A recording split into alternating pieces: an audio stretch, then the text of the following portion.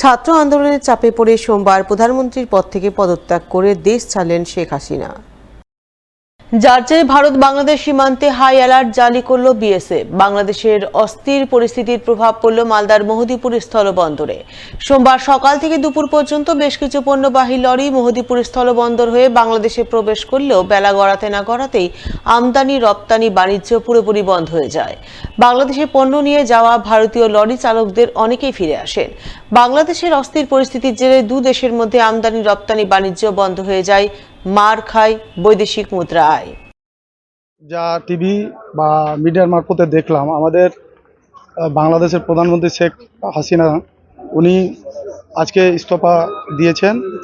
ইস্তফা দেওয়াকালীন আমাদের এক্সপোর্টের যে পণ্যবাহী গাড়ি রয়েছে সেই গাড়ি নিয়ে কিন্তু আমরা প্রচণ্ডভাবে উদ্বিগ্ন রয়েছি।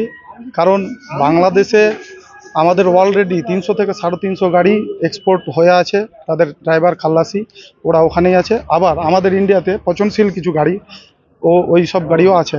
এখন বর্তমানে সীমান্তে প্রায় 300 থেকে 350 গাড়ি দাঁড়িয়ে আছে। হাই কমিশনার সাহেব যে আছে, অ্যাসিস্ট্যান্ট হাই কমিশনার, ওনাকে ফোন করেছিলাম। ওনা যেটা বললো যে 1-2 দিন একটু আপনারা করেন, দেখি কি পরিস্থিতি আসছে, ওই পরিস্থিতি অনুযায়ী আমরা কাজ করব। আমরা দাবি রেখেছি যে আমাদের ড্রাইভার খালাসি যেন কিছু না হয়, ওদেরকে যেন সেফটিভাবে আমাদের ইন্ডিয়াতে পারে। পরিস্থিতি রাজনৈতিক অস্থিরতা বাংলাদেশে, যার কারণে আমরা কয়েকদিন ধরে আশঙ্কা করছিলাম একটা কিছু ঘটতে পারে। তো সেটা হঠাৎ করেই আজকে ঘটেছে এবং এর একটা জের কিছুদিন চলবে আশা করি। যার জন্য আজকের মধ্যেই আমরা সংশয়ে ছিলাম, সকাল থেকে এক্সপোর্ট করতে পারিনি। কিন্তু তারপরে বাংলাদেশ কাস্টমসের সঙ্গে কথা বলার পর আমরা চেয়েছি তাড়াতাড়ি যতগুলো গাড়ি পাঠানো যায় পাঠিয়ে দিয়েছি। আজকেও তাও 250-300 গাড়ি পাঠানো হয়েছে, কিন্তু এরপরে আর ওরা নিতে পারছে না। এই কিছুক্ষণ আগে ওরা ঘন্টাখানেক আগে বন্ধ করে দিয়েছে, আরও কয়েকটা গাড়ি আটকে গেল, যার ফলে এখন কালকের দিনটা, কাল পরশুর দিনটা অনিশ্চয়তা আছে। তবে কাস্টমস ওখানে আমি কথা বললাম, ওরা আশাবাদী আছে যে ওদের বন্ধ করার নির্দেশ ডাইরেক্টলি কিছু আসেনি, কিন্তু হয়তো একটুখানি অসুবিধা হতে পারে, কিন্তু চলাচল করার চেষ্টা হবে। চাঁচলে জল নিকাশির অন্যতম মাধ্যম মরা মহানন্দার বর্তমান পরিস্থিতি সরজমিনে পরিদর্শন করলেন মালদা জেলা শাসক নিতিন সিংহানিয়া।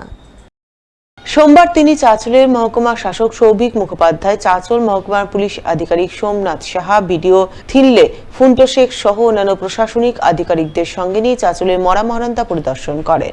নিকাশি ব্যবস্থার উন্নতির জন্য মরা মহানন্দায় কোথায় কোথায় জবরদখল রয়েছে তা খতিয়ে দেখেন এবং জবরদখল সরিয়ে চাঁচলের নিকাশি ব্যবস্থা সচল রাখার নির্দেশ দেন জেলা শাসক।